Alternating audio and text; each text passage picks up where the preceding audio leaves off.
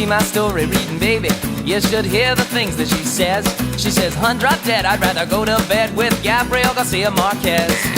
Cuddle up with William S. Burroughs, leave on the light for bell hooks. I've been flirting with Pierre Burton, cause he's so smart in his books. I like to go out dancing, my baby loves a bunch of authors. My heart's so broke and bleeding, baby's just sitting there doing some reading. So I started watching some TV. So, good morning. It seems to be really weird to me with all this clamour about banning books and even burning some, that here you are talking about starting a new library. Why?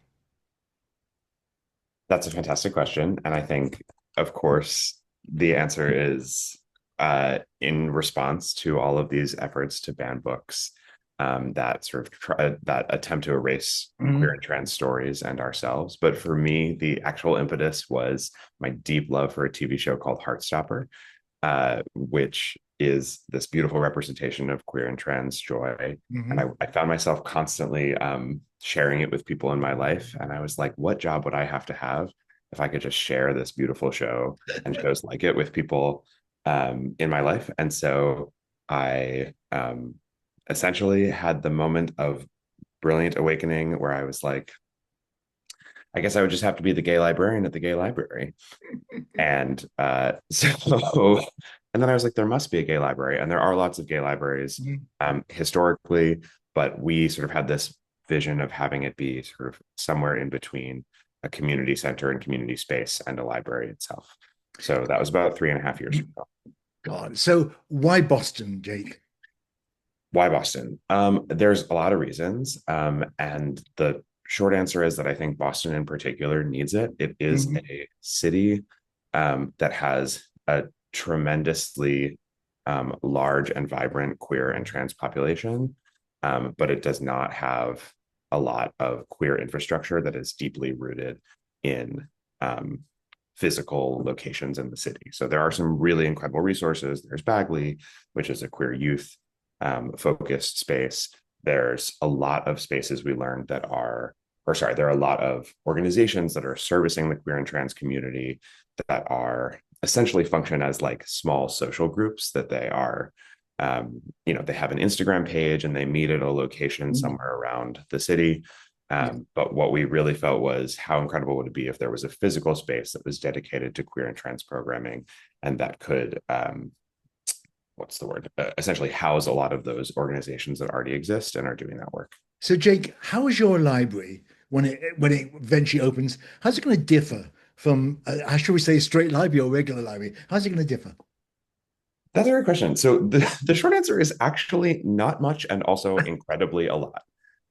In terms of the vision for the actual library, we are modeling it after any public library branch that you know and love and understand, open to the public, free programming, books on shelves that you can check out.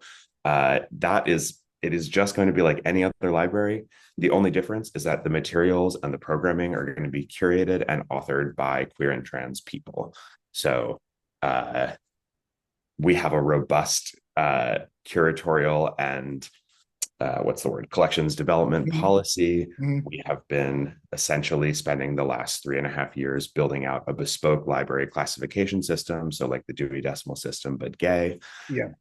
We have sourced a list of almost 5,000 plus books that we're hoping will be featured in the collection. We currently have just over 3,000.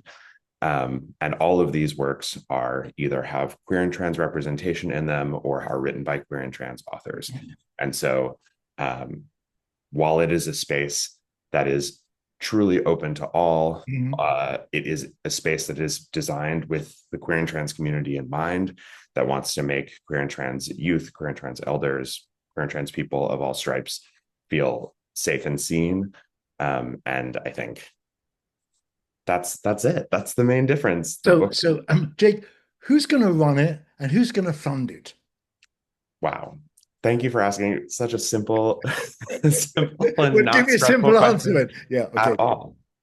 That's a fantastic question. So I'll start with who's going to fund it.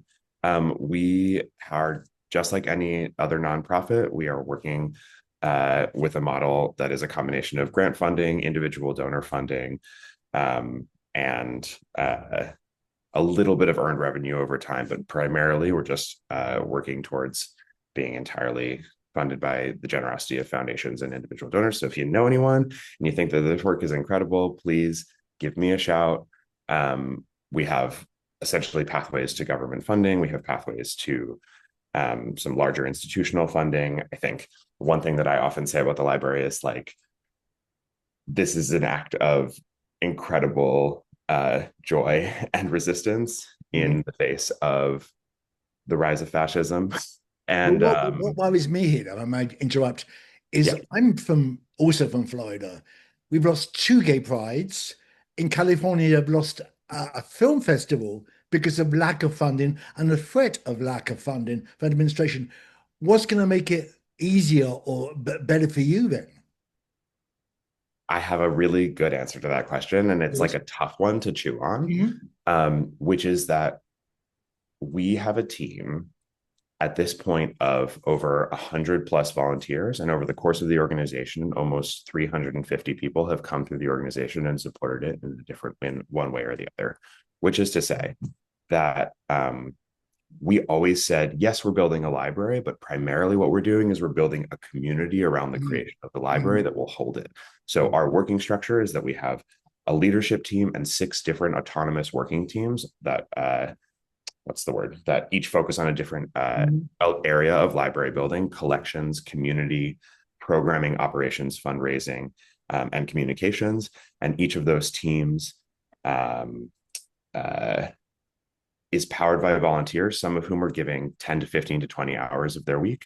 And some of them are giving 1 hour. They're showing Mhm. up for one event, which is to say that we have already an incredibly robust Okay. infrastructure, and we are moving towards starting to compensate people. So we're actually going to start compensating our first employee on December 1st, and we're going to My God. essentially build as we go. That was my next question. How close are we to the reality of this? It's impossible to nail it all the way down because I don't know if you know, but the world is a mess right now Yes. and things are really hard. Yes. That said, I'm personally, my vision, and I think we are like structurally prepared for Mhm. opening in Pride of 2026. That's my dream. It's a complicated one because you never know what is going to happen, but I do think we are moving towards a world where we open at least in some pop-up version of the space, so like a full version of the space for a shorter duration than a 5-year lease, maybe like a 6 to 8 month Mhm. lease, that we open in summer of 2026. That's my dream. We are, I always say, like, the snowball is snowballing down the hill, and we're almost at critical mass, which is to say that we're about to hire our first employee, and hopefully we'll be able to hire at least 2 more librarians, in what's the word, in alignment with the opening of the space. What what do you need from us, a community, beside money? That's a great question. I think the number one thing that I always say is that we need people to know we exist, know that they can be a part of the work, know that we are no longer a group of raccoons in a trench coat trying to build a library, but in fact, an actually quite robust operation. And I think one thing that we always say is that the QT library is a seed of possibility, which is to say that for some people, they hear about it and they're like, yeah, time to get my checkbook out. And some people hear it and they go, oh my God, I have a box of books in my basement. That would be truly incredible. And I would say to that, great, amazing. We have a robust donations process. And some people hear about it and they're like, you know what? I have this friend who's a woodworker, and I'm going to ask him to donate a bespoke custom shelf to your library. And we're like, hell yeah, we'll take that too.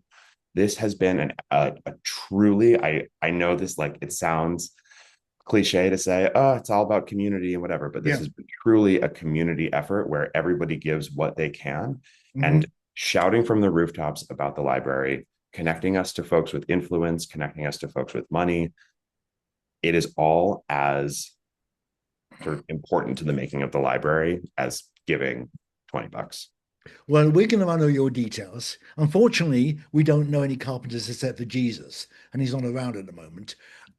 But please make sure that you keep in touch with us. And please make sure, as we are almost neighbours across the water, that we're invited to your opening in June. It's been great talking to you and great success.